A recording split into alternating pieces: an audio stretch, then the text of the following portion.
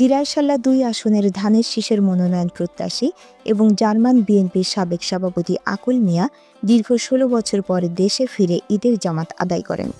তিনি দিরাই উপজেলার কুলাঞ্জ ইউনিয়নের নিজ জন্মস্থান হাতিয়া গ্রামে আত্মীয়স্বজন ও মহল্লার মানুষের সঙ্গে ঈদের শুভেচ্ছা ও কুশল বিনিময় করেন।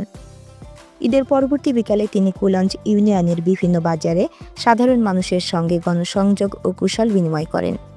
আকুল মিয়া বলেন, আমি দীর্ঘ ১৬ বছর পর দলের নেতাকর্মীদের নিয়ে দেশে মাঠে নেমেছি।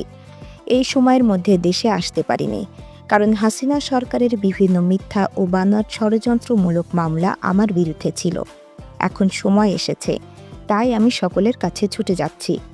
যদি দিরাইশাল্লার সাধারণ মানুষ আমাকে চায় এবং দল আমার ত্যাগ নির্যাতনের মূল্যায়ন করে দায়িত্ব দেয়, তাহলে আমি আমার নির্বাচনী এলাকার মানুষের জন্য কাজ করতে চাই।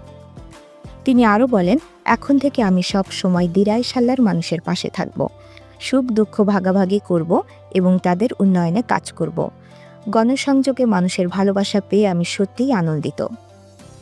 গণসংযোগে উপস্থিত ছিলেন দিরাই উপজেলার বিএনপির সাবেক আহ্বায়ক ও নবগঠিত উপজেলা কমিটির যুগ্ম আহ্বায়ক মঈন উদ্দিন চৌধুরী মাসুক, ইউনিয়ন বিএনপির সাবেক সাংগঠনিক সম্পাদক কামরুল ইসলাম, ইউনিয়ন বিএনপি নেতা আনোয়ার মিয়া, বকুল মিয়া, দবির আহমদ, দিরাই উপজেলা স্বেচ্ছাসেবক দলের সহ সাধারণ সম্পাদক মান্নান আহমেদ, ছাত্রদল নেতা রাজন আহমেদ, জিশান আহমেদ সহ অন্যান্য অঙ্গ সংগঠনের নেতৃবৃন্দ।